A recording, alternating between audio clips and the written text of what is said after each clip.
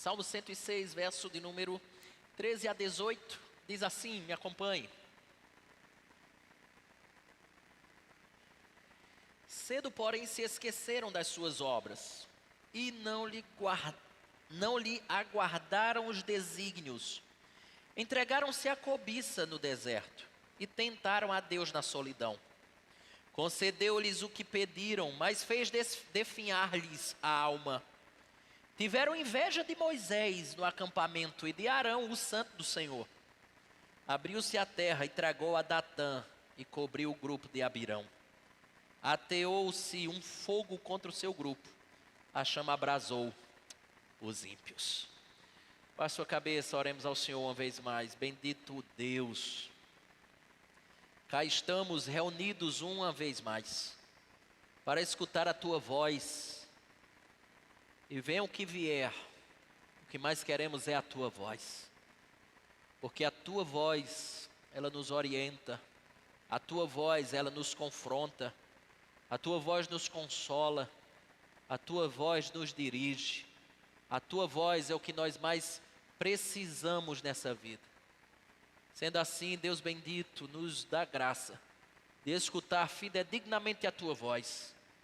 Mas que não apenas isso, não que venhamos a escutá-la, mas que também venhamos a aplicá-la na nossa vida. Dê a graça de nós escutarmos e sairmos daqui totalmente persuadidos de fazer aquilo que ela nos chama a fazer, de rejeitar aquilo que ela nos manda rejeitar e de desfrutar à luz do que ela nos orienta, das bênçãos advindas da Tua orientação, da Tua doce voz. E não entramos aqui à toa. Não entremos jamais nesse ambiente por qualquer outra razão senão para conhecer-te melhor e para sermos persuadidos do que na verdade é a mais pura verdade. Para a glória e louvor do Teu nome, assim te oramos em Cristo. Amém. Meus irmãos, eu nessa noite batizei meu sermão junto com os irmãos de sinais de advertência, porque eu entendo que é basicamente isso que nós temos aqui. Eu me lembrava muito bem disso aqui, ó. E é porque a gente fez o teste hoje, não foi? Pois é, aqui não está indo. Mas vamos lá. Dá só um toque aí para mim, Mateus. Sinais de advertência são exatamente isso aí, ó. Essa é uma placa de vários sinais que você tem. Curva acentuada à esquerda, curva acentuada à direita, curva à esquerda, curva à direita, pista sinuosa à esquerda. Isto são sinais de advertências. E sinais de advertência têm a função, óbvio, de advertir o usuário da via da existência que está vindo logo adiante aí, de um perigo ou de uma situação inesperada que está adiante dessas pessoas ou daqueles que estão transitando por aquela via. Nela ou numa via adjacente a ela. O fato é que o meu destaque ao dar esse tema para a minha meditação da noite com os irmãos é exatamente dizer uma coisa, que os sinais de advertência, uma de suas funções é dizer perigo à frente. É alertar-nos de perigos que porventura tem. Se você vem a 120 quilômetros e tem uma curva acentuada à esquerda, você não pode continuar nos 120 quilômetros. Você tem que pisar o pé no freio, desacelerar. De alguma maneira você precisa ter toda a cautela necessária. Porque se você adentrar aquela curva acentuada a 120 quilômetros, muito provavelmente você corre um risco de um acidente automobilístico. E todos sabem que não é nada bom um acidente, porque você perde carro, você perde saúde e em muitos casos você perde inclusive a vida. Então, nesse sentido, o que esse salmo, ou pelo menos esse trecho do salmo vai nos dizer é perigo à frente. Nós temos perigos e precisamos atentar a esses perigos, a fim de que nós não venhamos a ter problemas sérios, se não perder a própria vida neles. Deste modo, eu queria já partir para o meu primeiro ponto da noite. Se aqui está pegando, pegou. O primeiro sinal de perigo se chama impaciência. Você tem pavio curto, você não é muito paciente, você não gosta muito de esperar. Presta atenção, isso é um sinal de advertência para você. Se não, eu chamo sua atenção. Verso número 13, venha comigo, está lá. Verso 13, cedo, porém, se esqueceram das suas obras e não lhe aguardaram os desígnios. Em algumas traduções vem assim, ó. Bem depressa se esqueceram. O fim ou a finalidade aqui do nosso autor é exatamente realçar a inconstância desse povo, quando ele diz que cedo esqueceram aquilo que Deus havia feito por eles. Os que se esquecem das obras de Deus, se esquecem do próprio Deus. Por quê? Porque Deus se faz conhecido nas suas obras. Quantos de nós já dissemos assim, foi Deus purinho? Quantos de nós já falamos isso? Olhe, se não fosse Deus, aí a gente conta aquilo que nós desfrutamos. Por quê? Porque Deus se faz conhecido nas obras deles. Quando nós vamos para um lugar bonito, um lugar belo, uma paisagem encantadora, você começa a refletir sobre a grandeza e beleza da criação de Deus. Você lembra de Deus automaticamente. Você percebe que Deus se faz conhecido nas obras de suas mãos ou nas coisas que Ele faz. Preste atenção, eles creram por um só, ou só por um curto espaço de tempo. O período que eles ali meramente creram no que Deus tinha feito há poucos dias, né? Porque diante do que a gente já estudou, nós vimos que eles rapidamente esqueceram daquilo que Deus havia feito. Foi um curto período e logo eles esqueceram as maravilhosas obras que Deus realizou na trajetória deles. Neste ponto, em suas descrições, o autor sagrado, ele saiu da região do Mar Vermelho. Lembre que a gente falou sobre isso, né, algumas semanas atrás. Aquele foi exatamente o lugar de um notável milagre que Deus fez e que levou toda aquela nação a crer que Deus era um Deus todo-poderoso. Deus já tinha mostrado isso também lá no Egito, quando enviou todas aquelas pragas. E esse lugar que foi o local notável, que levou toda aquela nação a crer que Deus era um grande Deus. Veja, esse mesmo povo que presenciou este grande milagre, só tinha viajado, sabe quantos dias? 3 dias. Aquele povo viu as águas se tornarem paredes. E após 3 dias dessa passagem pelo mar, ao chegar num lugar chamado Mara, eles começaram a murmurar contra Deus, só porque eles não podiam adquirir águas potáveis. Eles chegaram num determinado local chamado Mara, e não tinha água potável para beber. E eles começaram a murmurar contra Deus. Eles só olharam, eu vou chamar isso aqui, eles só olharam para o de novo. O de novo que eu quero que você entenda é para uma nova dificuldade. E não pararam para desfrutar de uma nova, bela e grande experiência com Deus. É mais ou menos assim que acontece com a gente hoje. A gente geralmente às vezes também só olha para o de novo. A gente levanta de uma situação delicada, Emerson, de uma situação difícil da vida. Aí quando menos espera nós enfrentamos uma nova. E a gente diz assim, de novo Senhor. Você só lembra do de novo, você não lembra que pode ser uma nova, bela e grande experiência com Deus no de novo, como você teve no passado.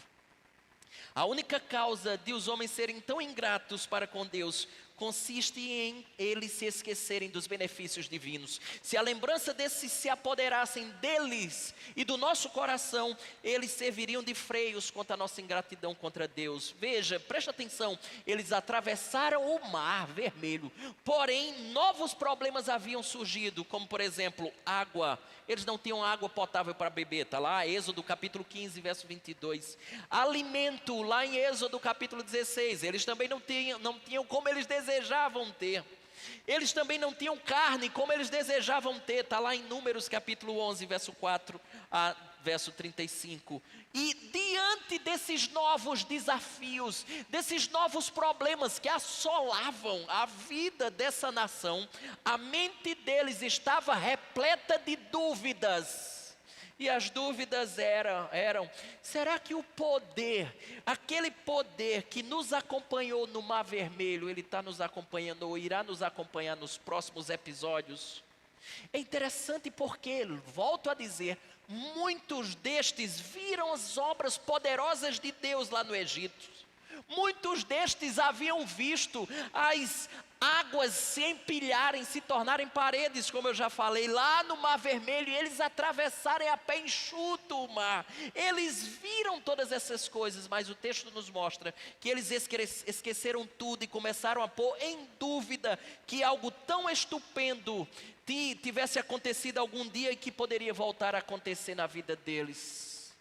O que seria água potável para um Deus que acabou de abrir o Mar Vermelho 3 dias antes? O que seria alimento para um Deus que te mandou pragas lá no Egito? O que seria carne para um Deus que já tinha feito tantas coisas poderosas para com eles? O que é o seu novo desafio e o seu novo problema para todos aqueles que ele já percorreu com você? Grande problema é que nós colocamos de novo novas dúvidas que já foram sanadas em ocasiões passadas. Final do verso 13, observe, ele diz assim: cedo, porém, se esqueceram das suas obras, olha o final, e não lhe aguardaram os desígnios. Essa é uma coisa importantíssima aqui. Veja que esta negligência, essa ideia de não aguardaram, essa negligência da parte deles pode ser entendida pelo menos de 2 maneiras. Primeiro, é que pode-se entender que eles não esperaram por uma orientação de Deus para aquilo que eles deveriam fazer. Eles não esperaram Deus dizer, olha, calma, vamos fazer isso aqui. Eles não esperaram, pode ser essa a ideia aqui, quando diz, e não lhe aguardaram os desígnios. Ou segundo, pode-se entender que eles não esperaram por uma intervenção oculta de Deus na situação que eles estavam enfrentando. Está sem água, é óbvio que Deus sabe.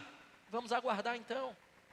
Se Deus nos chamou, se Deus nos arrancou da terra do Egito, é claro que o mesmo poder nos acompanhará na caminhada subsequente. De modo que Ele também é um Deus onisciente e que Ele sabe de absolutamente todas as coisas. Portanto, o que me compete agora como povo dEle é esperar na sua intervenção oculta. E o que aconteceu? Eles não esperaram, não aguardaram. O ponto é, eles não queriam esperar uma coisa que a gente não tem aprendido, porque a nossa sociedade ela é acelerada.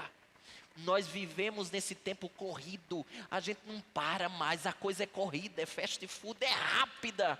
E o ponto é, eles não queriam esperar o tempo de Deus para a realização da sua vontade.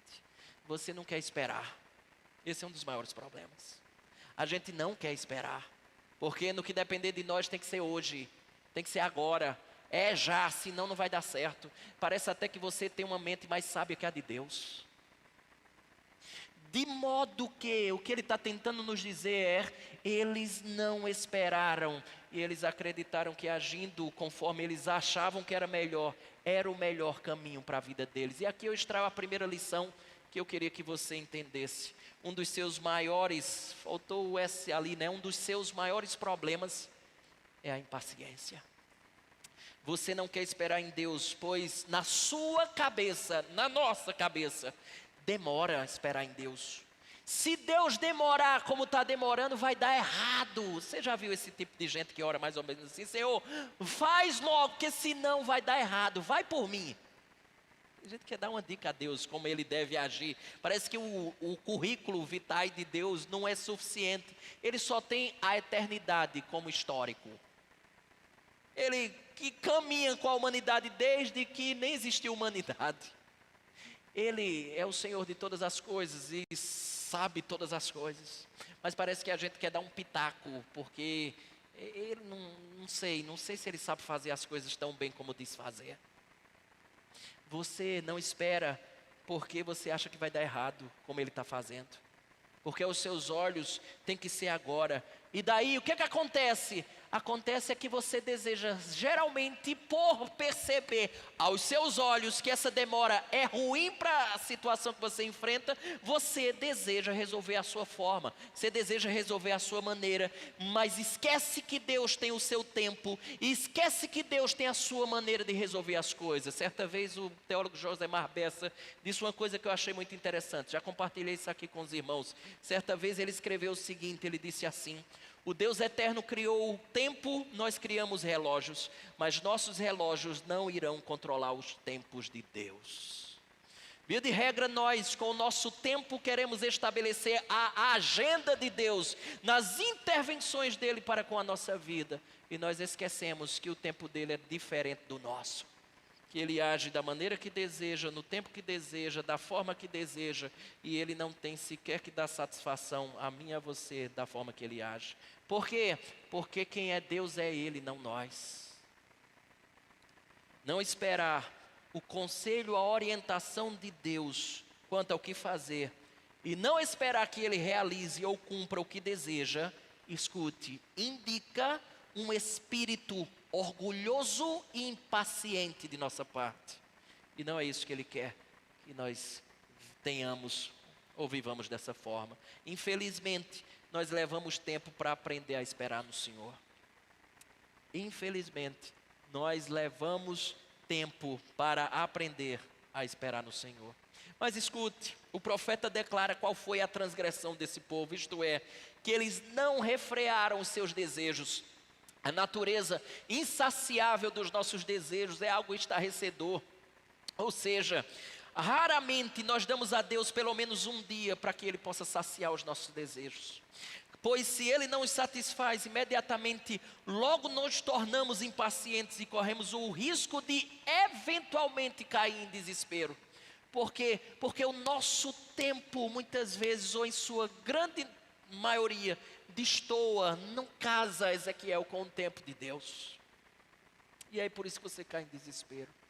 Esta, pois, é a culpa do povo. Sabe qual? É que o povo não lança todas as suas preocupações sobre Deus. Eles não invocam a Deus com a calma. Eles não esperam pacientemente até que Ele queira responder os seus pedidos da forma que Ele queira. E o que é que acontece quando nós agimos assim? É como se nós quiséssemos ditar a Deus o que Ele deveria fazer na nossa vida.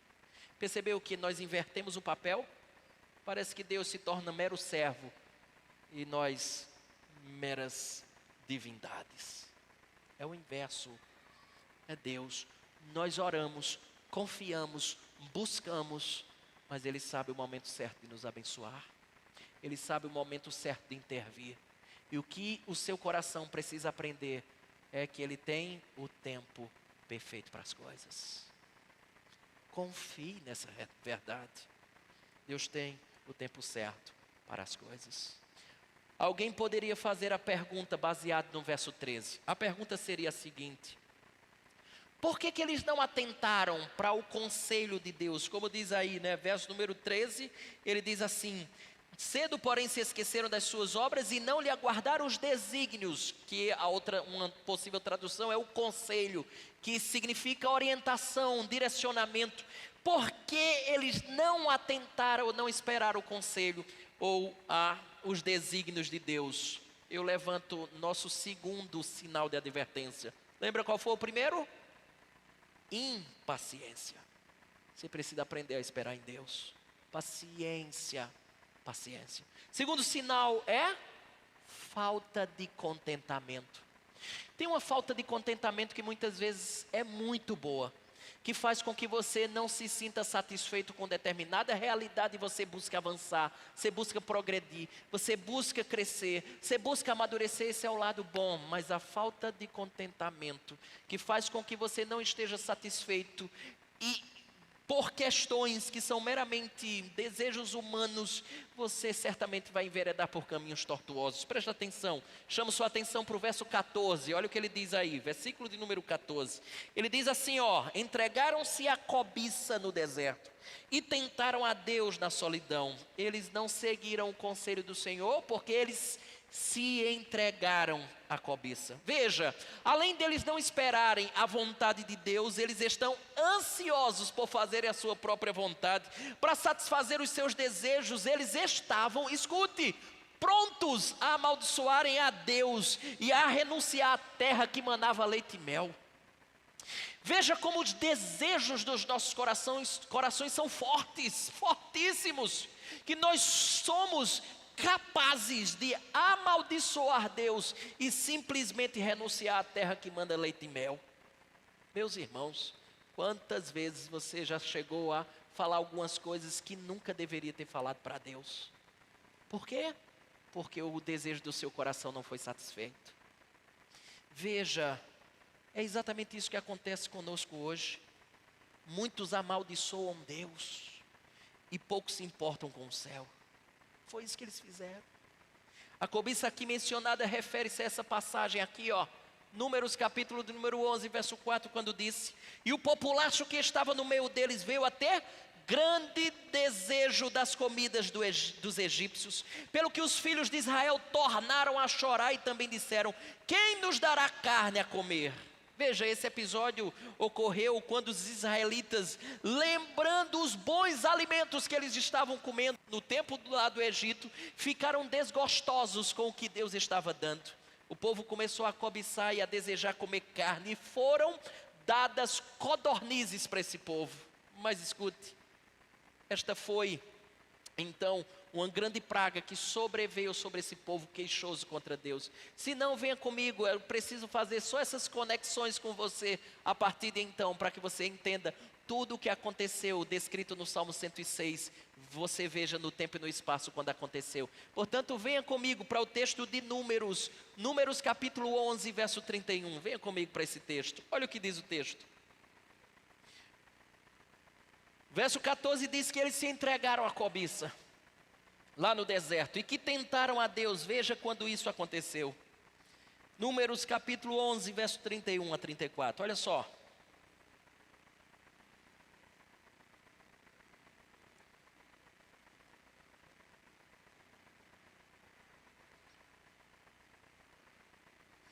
Números capítulo 11, verso 31. Diz assim: então soprou um vento do Senhor e trouxe codornizes do mar e as espalhou pelo arraial, quase caminho de um dia ao seu redor, cerca de 2 côvados sobre a terra. Verso 32.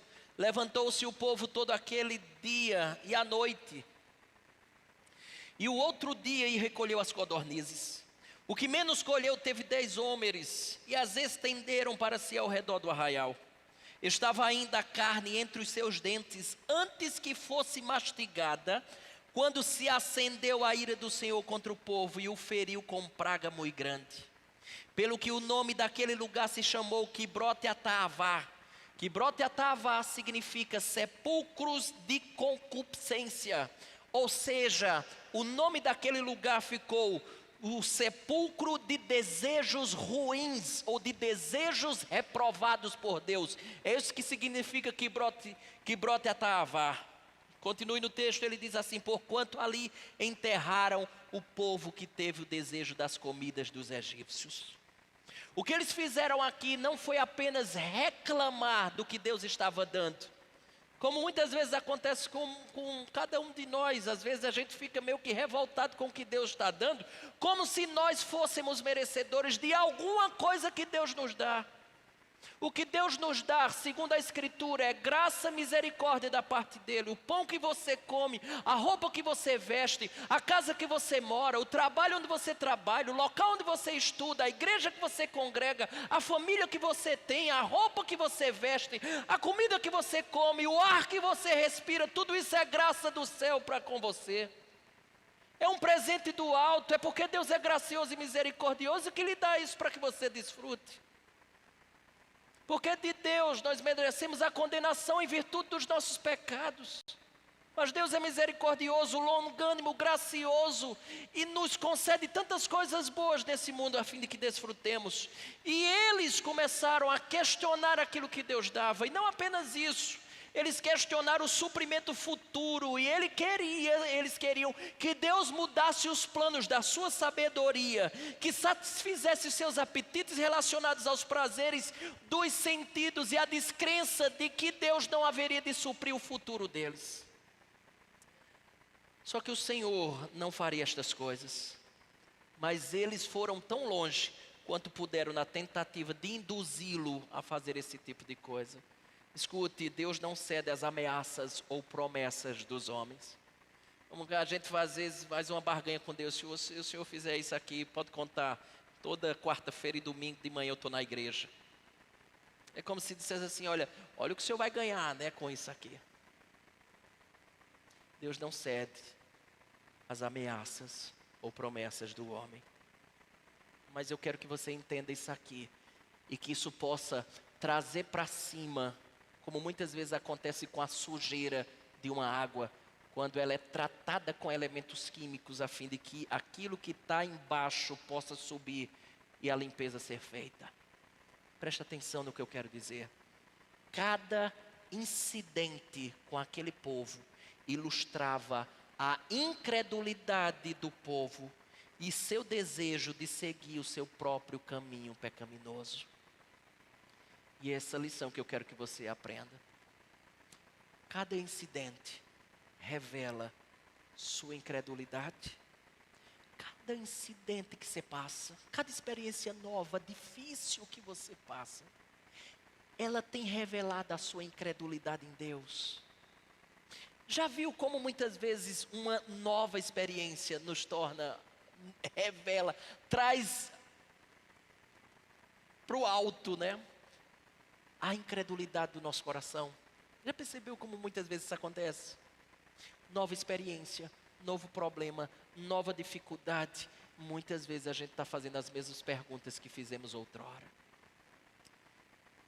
Cada nova situação difícil, nós ficamos na dúvida, incrédulos no que tange a ação de Deus. Será que Deus vai ser capaz? Será que Deus... A questão é, capaz Deus é, sabe demais o que fazer. A questão é se Ele há de fazer no tempo que você deseja, da forma que você deseja. Terceiro sinal. Primeiro, impaciência. Segundo, falta de contentamento no que Deus tem nos dado. Terceiro sinal de advertência, os nossos maus pedidos. Se não, volte para o texto lá do Salmo 106, agora no verso 15. Olha o que ele diz. Salmo 106, verso número 15. Primeiro sinal de advertência, impaciência. Segundo, a falta de contentamento. Mas lembre que os nossos maus pedidos também é um sinal de advertência. Veja o que diz verso 15. Concedeu-lhes o que pediram, mas fez definhar-lhes a alma. Olha que coisa interessante. Concedeu o que pediram, mas fez definhar a alma. Certa vez alguém disse, não lembro quem foi, tomei nota e acho que é oportuno a gente compartilhar agora. Certa vez alguém disse assim, a oração pode ser respondida com ira e negada com amor. Isso é lindo. Sabe por quê? Porque o fato de Deus satisfazer o desejo de um homem não é prova de que o tal seja o objeto do favorecimento divino. Porque tudo depende do seu desejo. Muitas vezes, Deus atende o nosso desejo para que fique como o pai faz com o filho. A gente diz assim, não faça, não pegue, não brinca assim, cuidado com essa faca. Aí às vezes a gente permite uma coisinha a mais. Só para dizer assim, tá vendo como não dá certo? Você viu que eu já lhe falei várias vezes e isso não dá certo. É isso. Deus fez exatamente isso com Israel. Israel obteve o que desejava, mas... E eu quero que você entenda o outro lado da moeda também. É que quando Deus não lhe der algo que você tanto desejava, não leia o não de Deus como uma maldade dos céus. Entenda como uma das expressões do seu amor também. Porque se Ele lhe der, muitas vezes o que você deseja, Ele conhece mais do que você, o que você mais precisa. Veja, concedeu-lhes o que pediram. Olha a parte B do verso 15. Mas fez definhar-lhes a alma. Esse mais aqui torna tudo amargo. A comida se tornou um veneno para eles quando veio ser uma bênção de Deus. Aquilo que podia fazer o corpo engordar não valia nada quando fazia definhar a alma. Veja, a escassez da alma, via de regra, é um acompanhante comum da prosperidade terrena. No caso de muitos homens, quando as suas propriedades terrenas engordam, as suas almas emagrecem. Ficamos inquietos e irritados até conseguimos satisfazer os desejos do nosso coração, não é assim? A gente luta, a gente quer, a gente deseja, a gente fica inquieto até satisfazer os desejos do nosso coração. E depois nós nos inquietamos ainda mais pelo fato da obtenção deles terminar numa amarga decepção. Deixa eu contar uma história aqui. Eu acho que isso me ajuda no que eu estou querendo comunicar. Certa vez estava lendo sobre um homem brilhante escritor chamado Ernest Hemingway. Ele cresceu em um ambiente pobre e rude, acompanhando seu pai, que era um médico na zona rural de uma cidade do estado de Illinois, lá nos Estados Unidos. E conta que Hemingway tornou-se um homem privilegiado. Dizem que inclusive essa frase é dele, e essa é a sua imagem. São necessários 2 anos para aprender a falar e 60 para aprender a calar. Dizem que é dele essa frase. Ele era inteligente, talentoso e destemido. Foi autor de grandes best-sellers da literatura, cultuados até os dias de hoje, como por exemplo, Porque os Sinos Dobram, uma obra dele chamada O Velho e o Mar, ganhou o prêmio Pulitzer, que é um prêmio norte-americano concedido a pessoas que realizam trabalhos de excelência, tanto na área do jornalismo, da literatura, da composição musical. Com essa obra, O Velho e o Mar, esse rapaz ganhou o Nobel de Literatura do ano de 1954. Hemingway viveu na Itália, viveu na França, viveu na Espanha, viveu em Cuba. E na África ele se entregou a uma de suas paixões, além das muitas mulheres com que ele se relacionou. Ele gostava muito de caçar. Rico, disputado, adulado, valorizado e tudo mais que você possa imaginar. Após experimentar todos os prazeres disponíveis a um homem bem-sucedido, dinheiro, fama e a satisfação dos desejos do seu coração, aos 61 anos de idade, ele deu fim à sua própria vida. Mas como é comum em alguns casos desses, ele deixou um bilhete, chamado do seu bilhete suicida. O bilhete dele dizia exatamente isso aqui, ó. A vida é uma sucessão de coisas ruins, uma atrás da outra. Um homem que teve tudo que esse mundo possa dar. Com estas palavras, Ernest Hemingway, ele resumiu o vazio e o desespero de seu coração. Sabe por quê? Porque, como diz o verso 15, ele teve tudo que pediu, mas tudo que pede não se preenche. O que mais precisamos para a vida não preenche o que precisa ser preenchido. Portanto, o que muitas vezes você pede, Deus, por puro amor e graça, não nos dá. E escute, a palavra definhar aqui aplicada à alma, descreve a ausência de gostos ou prazeres divinos. Era exatamente o que aquele povo não tinha mais. Não era prazer mais em Deus, mas prazer nos seus desejos. Você já percebeu que muitas vezes pessoas que relacionam-se com igrejas, sejam elas quais forem, mas que descambam para a questão da religiosidade, desse vínculo com Deus, via de regra é porque elas querem alguns desejos serem atendidos. É como se fosse uma relação de permuta, de troca. Eu faço isso, o Senhor me dá isso aqui. Não há desejo no coração pela pessoa bendita de Deus, seja o que vier pela frente. Sejam dias bons ou dias ruins, seja o que inclusive eu estou enfrentando hoje, independe, o meu desejo e anseio do coração é por Deus, por Ele tão somente, e não por aquilo que Ele pode dar. Via de regra, o desejo de muitos é simplesmente ter alguém que possa suprir os seus desejos. O contexto é o seguinte, venha mais uma vez aqui comigo, o texto é Números capítulo 11, verso 18. Rapidinho, vamos lá, você deixa dedo aí no Salmo de número 106, e a gente volta para lá de novo. Veja o contexto, porque, presta atenção numa coisa, o que Deus está revelando aqui no Salmo 106 são experiências distintas de algumas ocasiões que esse povo se rebelava contra Deus.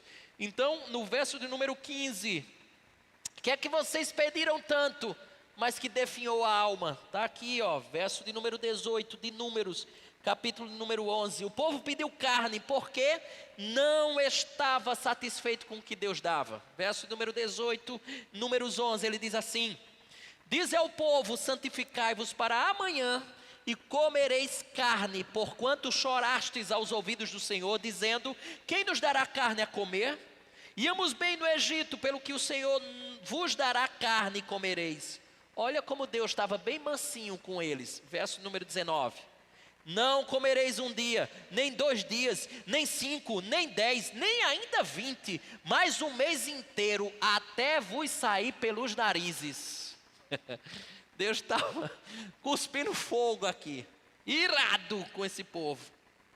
E aqui há uma coisa que eu quero apostar junto com alguns teólogos que dizem que essa expressão saíram ou sairiam pelas suas narinas, provavelmente é um indicativo aqui de vômitos violentos que acompanhou uma doença que sobreveio sobre eles. Tanto é que algumas traduções da parte B do Salmo 106, verso 15 é assim, ó: enviou uma enfermidade debilitante. Na nossa tem assim: definhar-lhe a alma. Pode ser isso aqui, ó. Deus enviou uma enfermidade debilitante, advinda daquele desejo de comer carne. Continue no texto, ele diz assim, verso 20 ainda: até que vos enfastieis dela, porquanto rejeitastes o Senhor que está no meio de vós, e chorastes diante dele, dizendo: por que saímos do Egito? Respondeu Moisés: 600.000 homens de pé, e é este povo no meio do qual estou. E tu disseste: dar-lhe-ei carne, e a comerão um mês inteiro. Matar-se-ão para eles rebanho de ovelhas e de gado que lhes bastem, ou se ajuntarão para eles todos os peixes do mar que lhes bastem? Porém o Senhor respondeu a Moisés: ter-se-ia encurtado a mão do Senhor? Agora mesmo verás se cumprirá ou não, se cumprirá ou não a minha palavra. Preste atenção, o efeito foi do que pediram, ou o efeito do que pediram foi terrível, apesar de acharem ser o melhor para eles. Essa é a terceira lição que eu quero que você entenda. Já pensou que Deus não nos dá certas coisas para o nosso bem? Você já pensou nisso? Que muitas coisas que você pediu, Deus disse assim, ó: só para o seu bem eu não vou dar? É para o seu bem eu não vou dar. O que eles pensavam que seriam para o bem, foi para o mal. Por quê? Porque aquilo ali fez com que eles contraíssem alguma doença ou enfermidade. Em seguida ocorreram mais alguns pecados do povo. Deixa eu lembrar para você. Sinais de advertência: impaciência, falta de contentamento, pedidos maus e, em quarto lugar, verso 16, deixa o dedo aí, Números 11, tá? Volta para o Salmo 16, porque o quarto sinal de advertência é inveja. Diz assim, verso de número 16: tiveram inveja de Moisés no acampamento e de Arão, o santo do Senhor. Olha que coisa, eles se rebelaram contra aqueles que Deus tinha levantado para ser uma bênção. Olha que coisa. Rejeitá-los era rejeitar o próprio Deus naquilo que eles faziam segundo a palavra de Deus. Deixa eu dizer uma coisa para você que é filho também. Muitos casos, Deus colocou os nossos pais para que sejam uma tremenda bênção na nossa vida, para que a gente possa fazer o que é certo. Por muitas ocasiões, Deus, por meio da sua graça e misericórdia, nos deu pais para que nos orientassem, para que nos ajudassem, para que nos corrigissem, para que dissessem: aí não faça isso, esse caminho vai dar errado, isso não é bom para você. É instrumento de Deus para a nossa vida. Mas sabe o que você faz muitas vezes, tal como eu fiz inúmeras vezes? É rejeitar os instrumentos que Deus colocou. E ao rejeitar os instrumentos que Deus colocou, nós estamos rejeitando o próprio Deus que nos tem abençoado com pais, com homens e mulheres que estão pertinho da gente dizendo assim: cuidado, presta atenção. que isso quer dizer, no que tange a essa passagem, é que Deus governava esse povo através dessa liderança chamada Moisés e Arão. Então, quando o povo se insurge contra a liderança deles, está se insurgindo contra Deus. E é provável que alguns, obviamente, estavam mais abertamente rebeldes do que outros. Mas preste atenção, porque a gente volta para o texto lá de Números, só que agora no capítulo 16. Números 16. O que foi que ocorreu? A gente já está em outro episódio. Veja, que o que o salmista fez aqui foi um enrá. Você é desse tempo ainda ou tem outra coisa? É do zip, um zip. É um zip? Ele zipou aqui as histórias. Comprimiu. Ele está falando de várias experiências. Agora ele traz uma nova. Números 16, observe, verso 1 a 3. Por isso que ele fala aqui, logo em seguida, né? No verso de número 17, ele falará sobre essa mesma experiência. Verso número 1 a 3, números 16. Corá, filho de Issar, filho de Coate, filho de Levi, tomou consigo a Datã e a Abirão, filhos de Eliabe e Aon, filho de Pelete, filhos de Ruben. Levantaram-se perante Moisés com 250 homens dos filhos de Israel, príncipes da congregação, eleitos por ela, varões de renome. Verso 3, e se ajuntaram contra Moisés e contra Arão, e lhe disseram, basta, pois que toda a congregação é santa, cada um deles é santo, e o Senhor está no meio deles. Por que, pois, vos exaltais sobre a congregação do Senhor? Aqui tem um elemento importantíssimo, presta atenção nisso. O elemento importante para o sucesso da obra do Senhor é o respeito pelos líderes que Deus mesmo escolheu. Essa era a orientação que Deus estava estabelecendo aqui. Moisés e Arão foram escolhas minhas e vocês deveriam respeitar. Quarta coisa, quarto sinal de advertência, cuidado se você não está invejando algo, a vida de alguém, o que aquela pessoa faz. Sabe por quê? Porque você será capaz de qualquer coisa para também desfrutar do que aquela pessoa desfruta, porque tão somente você invejou a vida dela. Quinta e penúltimo sinal de advertência, está no verso 17. Deixa o dedo em Números 16. Verso 17, o quinto sinal de advertência é rebeldia. Quando a gente é rebelde contra aquilo que Deus estabeleceu. Se não, veja, verso 17 diz assim: abriu-se a terra e tragou a Datã e cobriu o grupo de Abirão. Presta atenção numa coisa, e tem tudo a ver com a história deles. A terra não podia mais suportar o peso daqueles rebeldes ingratos. A paciência de Deus se esgotou. Veja que o povo estava impaciente. Você já parou para pensar que Deus também pode perder a paciência com você? Assim, olha, eu não estou nem um pingo de paciência mais com você. Você já pensou se a coisa se inverte? Moisés abrira o mar para a sua libertação. E agora que o provocavam, a terra se abriu para a sua destruição. A terra abriu a boca para devorar aqueles que abriam a boca contra o Senhor e contra os seus servos. As águas se separaram para a preservação de Israel, mas a terra se abriu para a destruição daqueles que conspiravam contra Israel. Nunca esqueça, mar e terra fecharam suas mandíbulas sobre os adversários de Deus. É isso que aconteceu e é isso que acontecerá. A terra se abriu e Corá, Datã e Abirão, lá foram tragados. Números capítulo 16, verso 31. Por isso, venha lá comigo rapidinho. Essa vai ser basicamente a última vez que a gente sai do texto. Números 16, verso de número 31 a 33. Veja. Verso 31, Números 16. E aconteceu que, acabando ele de falar todas estas palavras, a terra debaixo dele se fendeu, abriu a sua boca e os tragou com as suas casas, como também todos os homens que pertenciam a Corá e todos os seus bens. Eles e todos os que lhes pertenciam desceram vivos ao abismo. A terra os cobriu e pereceram do meio da congregação. Foi isso que aconteceu. Só que preste atenção.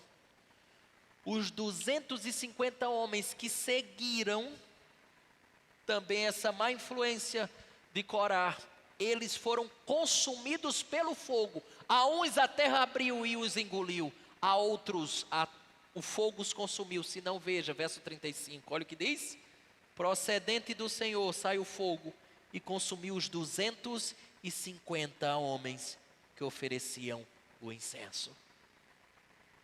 Sabe qual é um grande sinal de advertência para mim e para você? Rebeldia. Se você está sendo rebelde ao que Deus estabeleceu, ao que Deus falou, ao que semana após semana a gente tem visto aqui, aprendido aqui, sinal gravíssimo de advertência. Por quê? Porque isso aqui pode acontecer comigo e com você, porque ninguém sabe o dia nem a hora da partida. Verso número 18, o fim é exatamente perdição.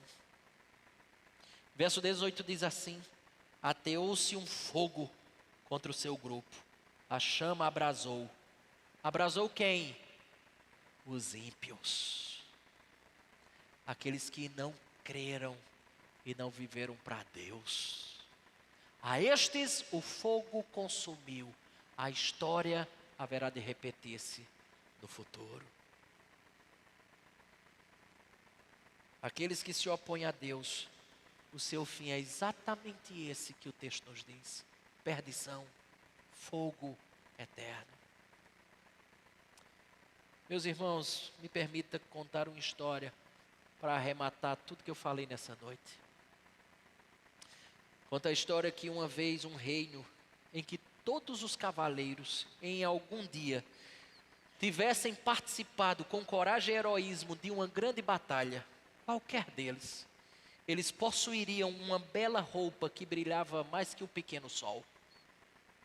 Todo lutador, todo soldado, todo cavaleiro que tivesse demonstrado um grande ato de bravura, de coragem, estivesse inserido em alguma grande batalha, voltando vivo, ele ganhava um vestido, uma roupa brilhosa, para valorizar o ato de bravura e de coragem que teve. Era assim que essa sociedade premiava os grandes homens da sociedade. Quando os inimigos daquele povo se levantaram contra ele, conta a história que um jovem soldado viu ali a grande oportunidade da sua vida para demonstrar que ele poderia ser tão corajoso como tantos cavaleiros que já tinham recebido a sua vestimenta brilhosa. O rei chama e começa um por um estabelecer a posição e o que cada soldado deveria fazer. E aquele jovem rapaz estava ansioso para saber o que o rei diria a seu respeito. E conta a história que quando chegou a vez do jovem, o rei disse-lhe o seguinte: você deve ficar no castelo, porque a sua função será proteger o nosso castelo, o castelo da nossa cidade. Aquele jovem ficou decepcionado, ficou contrariado, porque ele sabia, ou o entendimento dele seria que se ele fosse para a batalha, ele haveria de constatar para todos eles, e especialmente para o rei, que ele era realmente um homem de coragem e receberia a sua tão sonhada vestimenta de reconhecimento pelos atos de bravura. Semanas depois, aceitando, uma vez que o rei estabeleceu, ele não tinha o que fazer, aceitando semanas depois, um homem passou por ali, por aquela cidade, e lhe contou que o exército do seu rei sofrera inúmeras baixas no campo de batalha. Por pouco, o rapaz não abandonou o seu posto para ir ajudar os seus companheiros de farda. Alguns dias mais tarde, essa é a segunda tentação dele. Uma idosa mostrou-se admirada que um jovem tão forte e tão capacitado como aquele rapaz se encontrava confortavelmente protegido num castelo, enquanto os seus amigos estavam morrendo num campo de batalha. Mais uma vez, por pouco, ele não desobedeceu ao rei e foi para o campo de batalha. Ficou no castelo. A ordem do rei é: fique no castelo. No dia seguinte, terceira vez que ele fora tentado, um soldado muito moço apareceu ferido e antes de morrer, contou-lhe que o rei foi gravemente ferido naquela batalha. E a história conta que o jovem então montou em seu cavalo e cavalgou velozmente em direção à saída do castelo, mas quando ele estava perto do portão principal, ele mesmo gritou num ímpeto só, disse assim: fechem todas as entradas e saídas do castelo, levantem as pontes levadiças, não me deixem sair. Alguns dias depois, seu rei e seu exército voltaram feridos, reduzidos, mas vitoriosos. Chegou o momento de posicionar-se para recepcionar os grandes heróis da batalha. O jovem ficou a admirar os novos cavaleiros e soldados que haviam conseguido as roupas mais brilhantes dos últimos tempos. Mas, para sua surpresa, todos eles olhavam para aquele jovem, inclusive o próprio rei. Porque alguém chega perto daquele rapaz e lhe foi dada a ordem de colocar nele a roupa que mais brilhava entre todos os soldados que receberam a vestimenta. Obviamente ele faz a pergunta: por que eu estou recebendo a roupa mais brilhante, uma vez que eu não fui para a batalha lutar como os meus companheiros de guerra? E a resposta foi a seguinte: você, jovem, venceu a maior de todas as batalhas. Você venceu a batalha contra si mesmo. Vencer a si mesmo é a batalha mais difícil de todas as nossas vidas. Sabe por quê? Porque terá hora que você será impaciente e precisará vencer a si mesmo. Terá hora que você não estará contente com o que tem e você terá que lutar contra si mesmo. Terá momentos em que você fará maus pedidos e que também terá que lutar contra si. Haverá situações em que você invejará a vida de pessoas porque você desejaria que viver a mesma realidade deles e terá que lutar contra si mesmo. Haverá momentos em que você haverá de cair em rebeldia contra aquilo que Deus mesmo estabeleceu e terá que lutar contra si mesmo. Sabe por quê? Para que no fim você não pereça na maior de todas as batalhas, a luta contra si mesmo. Spurgeon certa vez disse duas coisas que quero findar com elas nesse instante. E rogo para que isso reverbere no seu coração. Primeira delas, ele disse assim: cuidado com você mesmo, mais do que com qualquer outro homem. Carregamos dentro de nós nossos piores inimigos. Sabe por quê? Porque quem inveja é você, quem se rebela é você, quem não se contenta é você, quem simplesmente se rebela é você, quem está impaciente é você, quem faz os maus pedidos é você. Segunda frase: ai de nós, nosso coração é o nosso maior inimigo. Ao ver esses sinais, nunca esqueça, é Deus nos alertando aos riscos inerentes logo adiante. A curva é bem acentuada, por isso lute contra si, porque senão você vai passar reto e o fim será a perdição. Se alinhe àquilo que Deus estabeleceu. Espere no Senhor. Se contente com aquilo que Ele tem dado. Rogue para que Deus ajude você a fazer bons pedidos. Não inveje a vida dos outros. Não se rebele com aquilo que Deus claramente já diz a nosso respeito. Para que no fim seja uma grande bênção. Nós estejamos para sempre com Ele, desfrutando daquilo que Ele nos propicia aqui e no porvir. Baixe sua cabeça e aproveite esse momento para dizer assim: Senhor, me ajude a lutar contra mim mesmo. Porque o nosso maior inimigo se chama você. Deus bendito, louvamos o teu nome. Te agradecemos porque o Senhor tem nos chamado a atenção por meio desses vários exemplos, dessas experiências que essas passagens nos apresentam. Perdoa quando fomos impacientes e resolvemos as coisas ao nosso modo, como se fosse muito melhor que o teu. E com essa ação, com essa atitude, nós enviamos uma mensagem. E a mensagem é que a nossa escolha será melhor que a tua. Nos ensina a esperar. Nos ensina a esperar em ti. Ajuda-nos, Senhor, em tudo isso que nos serviram como sinais de advertência. Se porventura eles brotarem na nossa vida, ajude-nos a lutar contra eles. Isto é para o nosso próprio benefício, mas acima de tudo, para a glória e louvor do teu nome. Dá graça a cada vida aqui presente. Dá força contra cada pecado que temos que enfrentar no nosso dia a dia. Aqui são várias cabeças, várias vidas, várias tentações, várias situações, vários dramas.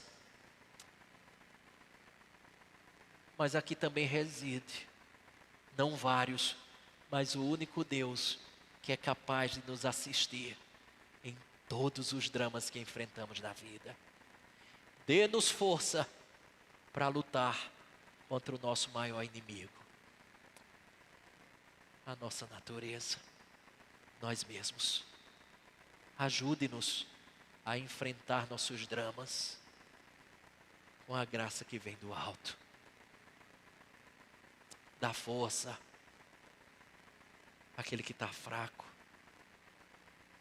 Ergue aquele que está no chão. Revigora, Senhor, o que está cansado.